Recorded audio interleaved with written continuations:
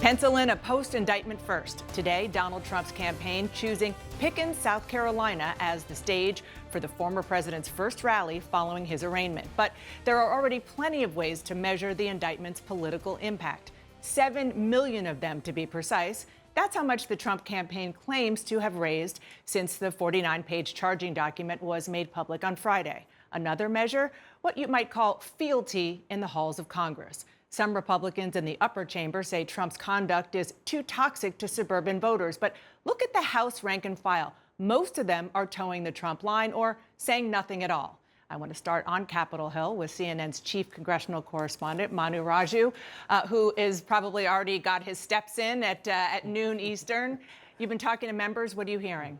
Yeah, a lot of pressure on the speaker to go as far as members on the hard right want in seeking retribution and going after the Justice Department in the wake of the Donald Trump indictment. A number of these members of the House Freedom Caucus, part of that hard right bloc, are pushing for everything from going after the salaries of top officials at the FBI and the Justice Department, something called the Holman Rule on Capitol Hill, also trying to restrict funding, dismantle the DOJ or FBI in some ways, and others even going as far as calling for impeachment of the Attorney General and for the FBI Director, Chris Wray.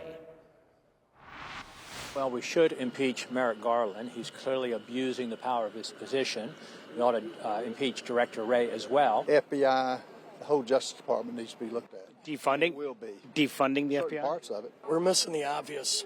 We have somebody that has hundreds and hundreds of top secrets in his house.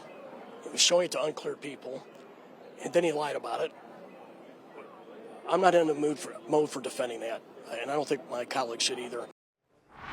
And that last comment coming from Congressman Don Bacon, a member from a swing district in Nebraska, underscoring the divide within the Republican conference in the House and Senate over how to respond to Donald Trump. Bacon very much concerned about the details in that Trump indictment, wants the party to move on from Trump. But that is not the way that a lot of the most outspoken members in the House in particular feel, which is why it will put a lot of pressure on Speaker McCarthy about how exactly to move forward and whether or not to line up with some of those calls from the hard right. We do know there's an effort by the House Judiciary Committee chairman to try to get Merrick Garland to provide some records to the committee about the search at Mar-a-Lago that retrieved all those classified documents that Trump initially refused to do. But what will happen if they don't get those records, and how far will they go? All big questions, Dana, as House Republicans and some Senate Republicans are calling for retribution, but unclear about how far they will go. Yeah. Manu, thank you. So fascinating, especially the juxtaposition with Congressman Bacon and everybody else who it seems that you're talking to, who will talk at least. Thanks, Manu, for that. And here with me at the table to share their reporting, CNN's Gloria Borger, CNN's Audie Cornish, and Jackie Kucinich of the Boston Globe. Thanks for coming in. Gloria, I just want to start with you and your reaction to what not only Manu is hearing, but I know because you work your sources all day long, what you're hearing. Well, I think that, there is kind of this Republican two-step going on in the presidential campaign as well as on Capitol Hill. You have the conservatives on the Freedom Caucus, and they'll say what they say and they'll threaten what they threaten. But a large number of Republicans are first saying, okay, the Justice Department's been weaponized. There's unequal justice in this country. Republicans are treated differently from Democrats, Hillary Clinton, Joe Biden, Hunter Biden, et cetera. But then they do a little flip, part two, and they say what occurred was serious and we have to think about this and this should not occur. And you just heard Congressman Bacon saying that. And I don't approve of it. And then the third part of it is, of course, what the presidential candidates are saying, which is anything from I'll give him a pardon to Mike Pence, surprisingly saying, I don't know what I would do. You know, you and I have covered these hearings a lot, right? And they can go either way. On the one hand, you get to say, this is what we care about, this is the problem. On the other hand, lawmakers who disagree with you can also speak, which means they can spend all that time reintroducing the audience to the indictment, talking about other issues that have happened with the Justice Department that maybe Democrats are upset with. So it's not a slam dunk to say, oh, we're going to just put all this attention on this idea of weaponizing the government, and we'll just talk about that, especially when you're trying not to talk about it all that much. So even though it seemed at first like, oh, they were just going to do all the dirty work of talking about this, there's a political cost to them as well. But I think this just shows how oriented the GOP still is around former President Trump, and how hard it is for these contenders to try to break through, particularly if they're not going to say anything judgmental or negative about what former President Trump is alleged to have done.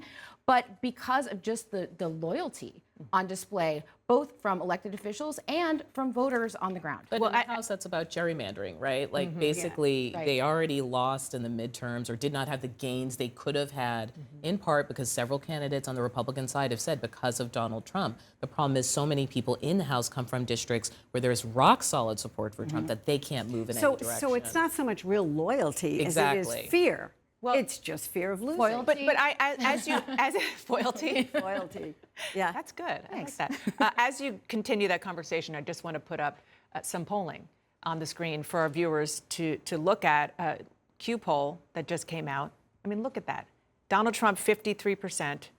DeSantis is the closest to him at 23%. So the fear factor that you're talking about is all of the above, and it's all connected, right? I mean, it's the fear of the electorate. They all share the same electorate, particularly the House Republicans who come from ruby red districts, that if they don't toe the line, they're going to get a Trump-backed primary challenge. Right. There is no compromising for people in those districts. It's either or.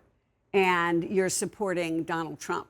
But people I looked at that. Chris Christie's moved up. He's what, 4%? I think he was 1% before, because Chris Christie and Asa Hutchinson are the two who are really going at Donald Trump frontally. But it's this sense of we don't want to lose our seats. We don't want to lose the presidential primaries.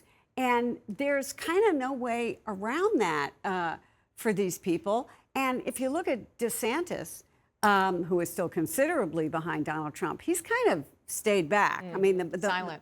He said, if I had done this, I would have been court-martialed if I had taken documents back to my room. But that's as far as he's really gone. We're going to talk to two Republican strategists who worked for 2016 candidates about like what it would be like to be in the campaigns of his opponents now. But we also happen to have people who ran against him who are still serving in the United States Senate. And I want to just play what they're saying right now about this Trump indictment. President Trump, we have your back. You could take the Dalai Lama and make him the Republican nominee that tried to destroy his life. With the Trump indictment, which is utter and complete garbage. With the Trump indictment, there's a complete and utter double standard. There's no allegation that there was harm done to the national security. There's no allegation that he sold it to a foreign power. That's the line. Sorry. But seriously, I mean, again, this is the fear and loyalty that you're hearing from these members of Congress. I mean, Ted Cruz, I can't remember what the topic was. He said something mildly negative about former President Trump during Tucker Carlson, and wasn't he browbeat into a retreat? And I think in some places, the indictment has had the effect of bringing voters back to Trump. And we were, our Just Bidgood was in Michigan a couple days ago, and when the indictment came down, and there was a woman there, a voter, who said, I was actually thinking of DeSantis, but they're going after Trump, so I'm going to stick with him. I think the victim thing is big. I think that as he has said to audiences, they're going after me, and they'll go after you. At the end of the day, though, the party's always going to struggle if it has no post-Trump vision, period. They have never figured out what the lane is for anyone else. It's not just about what he's doing, it's about what they're doing. At least DeSantis has staked out conceptually something, even if, as Trump points out, it's the same word over and over again. But for these others, they are still defined by what he says and what he does not say. And there is I have no idea what wing of the party there is anymore, right? The national security wing is withering under this conversation. We know the kind of neocon interventionists can't get a peep in this conversation, even as they fight to talk about Ukraine. There's no sense of like what the party is like next. Because it's all over the place. I mean, when Marco Rubio But it doesn't have to be. It could be something. Marco Rubio, co-chairman of Intelligence, or By share, yeah. Yeah, they share it. When he said there's no evidence of harm to national security, how about the fact that he was showing these documents to people who have no classification? We're going to They're not talk allowed to see it.